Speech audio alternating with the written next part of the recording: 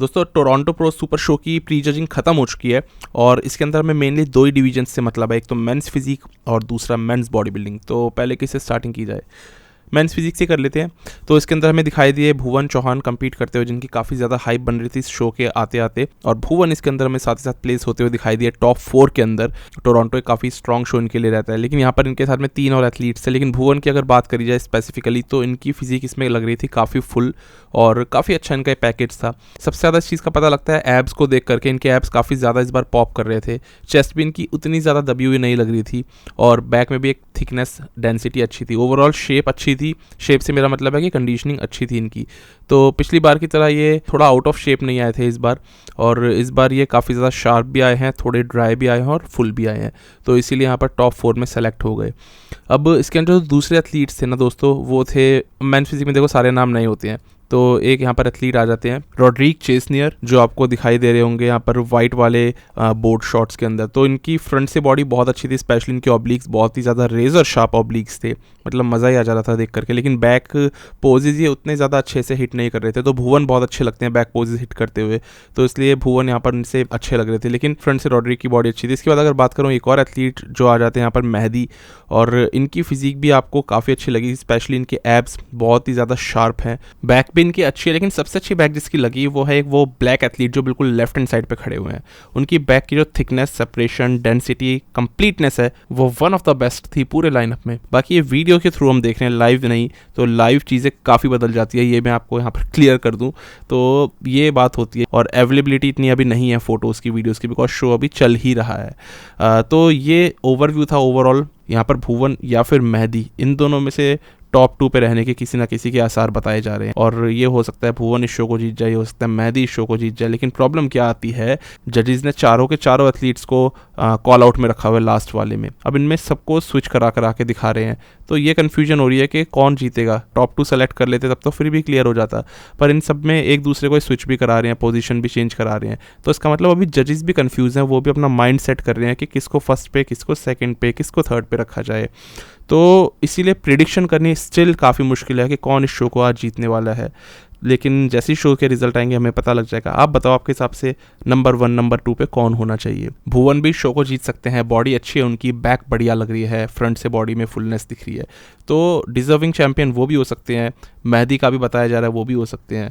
बाकी आप लोगों के हिसाब से कौन हो सकता है। तो ये थी हमारी प्री जजिंग मेंस फिजिक। इसके बाद चलते हैं हम अपने मेंस बॉडी बिल्डिंग की प्री जजिंग में। इसके अंदर दोस्तों टॉप 4 में सेलेक्ट होते हैं हसन मुस्तफ़ा, इन वेलियर और रॉस फ्लैनिगन, यानी रॉस पैट्रिक उनका नाम है एक्चुअल, और उसके बाद में रॉबिन स्ट्रैंड, ये बिल्कुल ही एक नए एथलीट हैं। तो इन चारों एथलीट्स की अपनी अपनी कुछ खूबियाँ रहीं। यहाँ पर जो बिल्कुल नए एथलीट आते हैं रॉबिन स्ट्रैंड, ये थे बहुत ही ज़्यादा शार्प और बहुत ही ज़्यादा श्रेडेड एथलीट।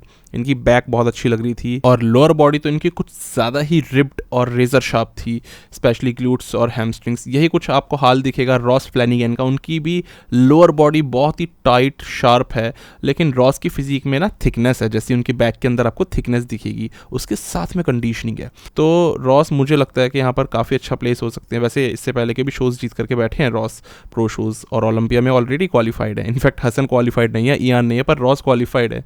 लेकिन मुझे लगता है कि इस वाले शो में ये थर्ड आ सकते हैं, बिकॉज जजेस ने अपनी प्रायोरिटी यहाँ पर सेट कर रखी है और क्लियरली हसन और ईयान को ही बीच में रखा हुआ है उन्होंने। तो पहले इन दोनों मेन एथलीट्स की हम बात कर लेते हैं। तो इसके अंदर में हसन मुझे काफ़ी अच्छे लगे इस बार, और इनकी बॉडी के अंदर ना सबसे अच्छी चीज़ थी कि साइज़ था और साथ ही साथ एक श्रेडिडनेस थी। तो हसन और ईन की बॉडी बहुत ही अलग लग रही थी, एक दूसरे से बिल्कुल अलग। जहाँ ईन लंबे हैं वहीं हसन काफ़ी ज़्यादा छोटे हैं, at the same time blocky भी हैं। लेकिन एक तारीफ़ करने वाली बात हसन की ये थी कि वो इस बार शेक नहीं कर रहे थे, काँप नहीं रहे थे, और पोजेस काफ़ी कॉन्फिडेंटली हिट कर रहे थे। वहीं जो ईन है वो एज़ यूजुअल अपने पोजेस हिट कर रहे थे, लेकिन उनकी बॉडी काफ़ी फ्लॉड है, काफ़ी ज़्यादा फ्लॉड है। देखो ईन के पास में एक सबसे बड़ा एडवांटेज है उनकी मिड सेक्शन का, जिसकी वजह से वो शो को मुझे लगता है फिर से जीत जाएंगे, क्योंकि इस शो में उनको हराने वाला अभी तक तो कोई आया नहीं है। और हसन का जो स्ट्रक्चर है, बॉडी की जो हड्डियों की जो शेप है, वो भी उतनी ज़्यादा अच्छी नहीं है। उनके तो फिर और भी कम चांसेस हो जाते हैं ईन को हराने के। लेकिन यहाँ पर इनकी ईन की बॉडी के साथ में ना एक प्रॉब्लम ये आती है कि इनकी चेस्ट जो है काफ़ी ज़्यादा अब डिटोरिएट होती जा रही है, यानी कि चेस्ट की शेप बिल्कुल ख़राब होती जा रही है, चेस्ट काफ़ी फ्लैट होती जा रही है, और इनके पैक्स में कुछ प्रॉब्लम है। आई थिंक नर्व डैमेज या फिर नर्व इन्फ्लेमेशन इनकी बॉडी में हो सकता है, इनकी चेस्ट मसल्स के अंदर। कहना मैं ये चाह रहा हूँ कि चेस्ट की शेप पहले पहले भी कोई बहुत अच्छी नहीं थी, पर अभी और ख़राब होती जा रही है वो। और वहीं हसन की अगर बात करी जाए तो हसन काफ़ी अच्छी फुलनेस राउंडनेस कैरी कर रहे थे इस पूरे शो में। हसन की फिजिक मुझे ओवरऑल हर एक पोज में काफ़ी अच्छी लगी, और जिस पोज का सबसे ज़्यादा डर था जैसे कि फ्रंट लेट स्प्रेड, उसके अंदर भी वो ठीक ठाक लड़ते हुए नजर आए। लेकिन अगेन फ्रंट लेट स्प्रेड में ईन की बॉडी बहुत अच्छी खुलती है, लेट्स एकदम स्प्रेड आउट हो जाते हैं, तो वहाँ पर जजेस उनको एक अच्छी वी टेपर के चलते शो आई थिंक उनके हाथ में दे ही देंगे। बाकी बैक पोजेस के अंदर आपको हसन की बैक के अंदर काफ़ी अच्छे स्ट्राइशंस दिख जाएंगे, स्पेशली मिडल बैक में, और ईन अपनी बैक को ज़्यादा मोड़ के और पीछे की ओर झुका के खड़े हैं। यहाँ पर अगर बात करी जाए साइड ट्राइसेप पोज में तो हाँ ईन वेलियर काफ़ी अच्छे लगते हैं इसमें, हसन वही थोड़े से ब्लॉकी लगते हैं, लेकिन स्टिल हसन की फिजिक में आज आपको काफ़ी अच्छे फेदर्स दिखेंगे उनके आउटर स्वीप में, और जो उनके ऑब्लिक्स जब जैसे टाइट कर रहे हैं ना तो एक्सटर्नल ऑब्लिक्स बहुत ही क्लियर डिफाइंड है। तो अच्छी फिजिक है हसन मुस्तफ़ा की, मेरे हिसाब से अगर वो जीत जाते हैं तो यहाँ पर कुछ गलत नहीं होगा। चेस्ट भी अगर आप देखो तो हसन और ईन के चेस्ट में ज़मीन आसमान का फ़र्क दिखेगा। हसन के पास एक थिकनेस राउंडनेस बहुत ही अच्छी है, एक्चुअली एक बॉडी बिल्डर वाला उनका साइज़ है, और इनका साइज़ एक ऐसा है जो जजेस को इम्प्रेस करने के लिए और आज के बॉडी बिल्डिंग रिक्वायरमेंट्स के हिसाब से बिल्कुल ठीक है। तो मुझे लगता है ईन वेलियर का काफ़ी ज़्यादा चांस है कि फाइनल में हमें वही विनर बनते हुए नज़र आए।